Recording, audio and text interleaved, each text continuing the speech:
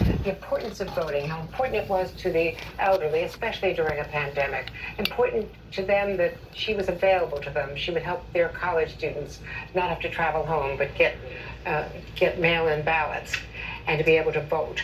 All of that, and as we and see, look at what's happening on the screen. Hugs with Adam Kinzinger, with Shane Moss, members of the committee coming up. And forgive me, I'm looking at the screen, Andrew, because I'm watching this unfold live here. Just like we saw for the last panel of witnesses, the committee members almost, paying their respects to both her and her mother there. You can see them walking towards the camera where Lady Ruby. And as you see Liz Cheney approaching, and the fact, and also, of course, Congressman Raskin. So, let's think about the impact of... This is a very, very unusual, unprecedented event where you see the show horses coming down and actually greeting with the workhorses. You got the people in behind the scenes, and then you got the people that's in front of the cameras, and to see how that they're coming down and giving their condolences of what that they've went through, but at the same time being grateful that they were strong enough to come and make their plea to the American people pertaining to their testimony. This speaks volumes about our American democracy. You won't see this in other countries like Russia or Saudi Arabia or China or other demented communism countries. You won't see this. So this is a very, very unprecedented event that you are witnessing right here towards the big people coming down to the little people.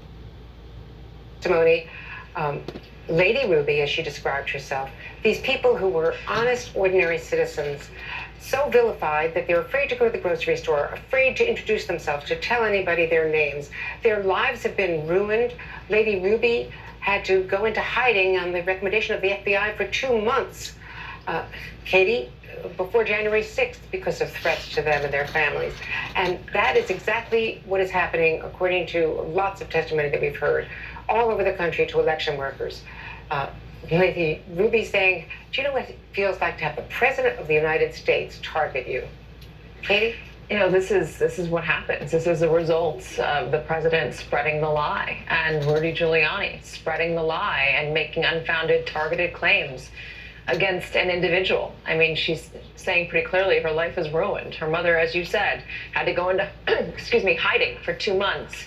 The big takeaway that I got from these hearings today, and on top of that powerful testimony from Shea, the election worker, is that once again Donald Trump knew. He knew there were no dead people. He was told there were no dead people. He knew there were no illegal immigrants voting, no suitcase full of ballots, no shredded ballots, no non-registered voters, no people who were too young to vote, no large masses of felons voting, no authority to change electors. He was told over and over and over again by aides, by White House lawyers, by campaign lawyers, by the courts, by elections officials in these various states. He was told, and he kept on repeating the lie over and over again, even spending millions of dollars to spread the lie across the country, keeping up the pressure campaign.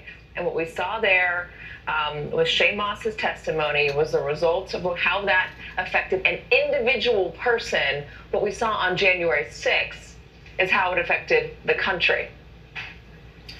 And I want to weigh in towards the lies of how that they attacked me here in Weakley County in Martin, Tennessee in 2005 by trying to promote me as being some sort of a could-be, would-be homegrown terrorist and the charges of falsifying files, indicating the limitations of freedom of speech, in which I agree.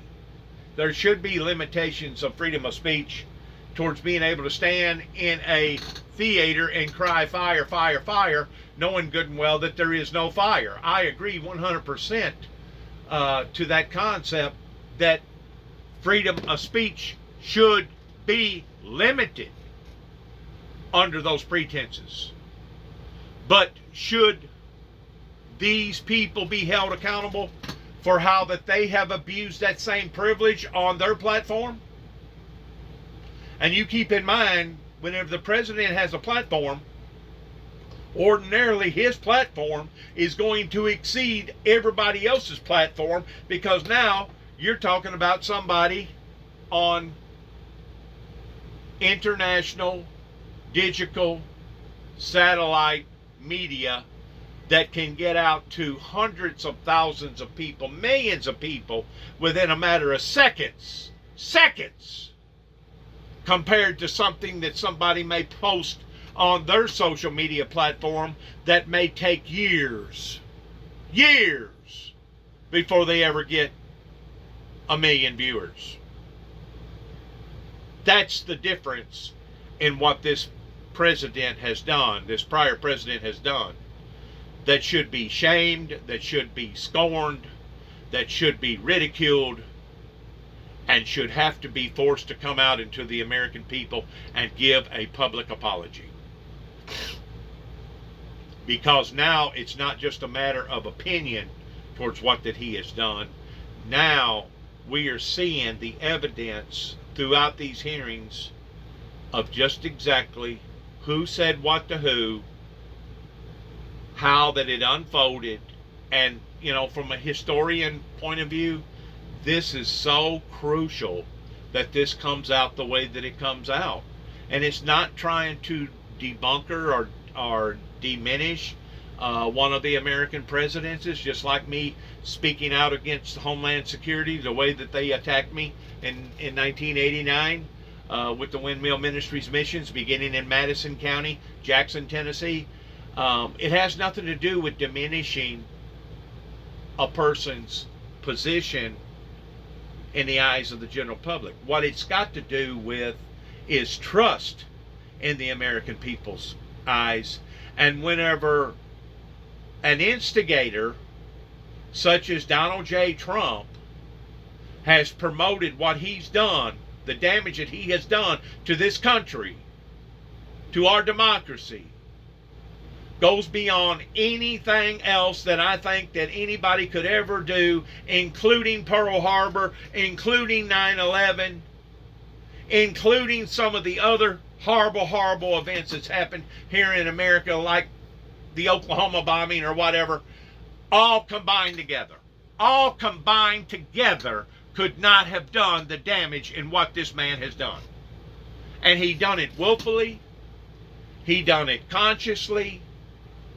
He done it with the intent of not giving a damn how many people that he hurt and harmed in trying to hang on to the presidency. And in the meantime, he hyped up a group of yahoos that some of them done what they done out of ignorance, being at the wrong place at the wrong time with the wrong group of people. In other words, unintended consequences, that now those people that was involved in that, a lot of them, are going to have to walk around with the same shame, with the same guilt of knowing that they participated in something, of being led like lambs to the slaughter. Being led like lambs to the slaughter, and being falsely lied to by an individual that had that mic, that had that reach, that had that influence, that as far as I'm concerned, the officials here in Weakley County should be looking towards charging this individual with the same type of charges that they charged me with illegitimately. But these charges would be charges of legitimacy pertaining to falsifying files. In other words, he purposely done something that should be looked upon in a terrorist type form, in basically starting a riot or a event that led into a group of people, a whole bunch of people, either being hurt, ruined, or even killed. That is the gravity of what you just got through listening to on round 4, and this will be round 4B. That is what you just got through witnessing pertaining to how that this has gotten so far out of hand in people saying things to people and thinking that there's not going to be no consequences in saying them. Or not doing the proper thing and letting somebody get run over while others was doing the running over pertaining to dereliction of duty. This moment of history will go down in infinity, in eternity, of being one of the darkest moments that America has ever pulled its bootstraps through, that only by the grace of God our democracy held. Our democracy held.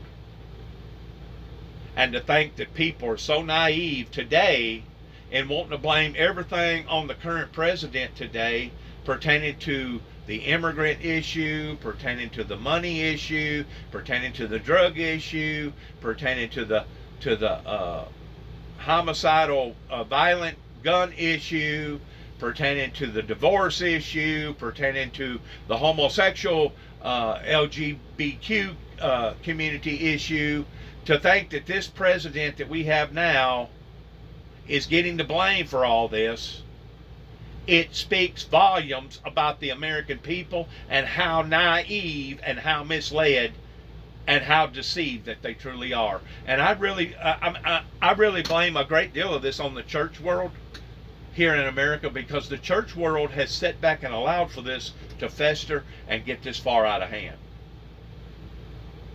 And of course, the politicians, we know which way they float, either or, burning both candles at the same end, and they should be held accountable for letting this get out of hand this way too as well. This is a very dark moment in our history. This is a very, very, very dark moment. You know, we got good moments in our history that we're fixing to celebrate pertaining to July the 4th, pertaining to a group of people that come together that was willing to sacrifice their lives towards not being dominated by a tyrant pertaining to King George III. Those are good moments in our American history. But right now, the things that you've just got through witnessing on round 4 and round 4B have been dark moments.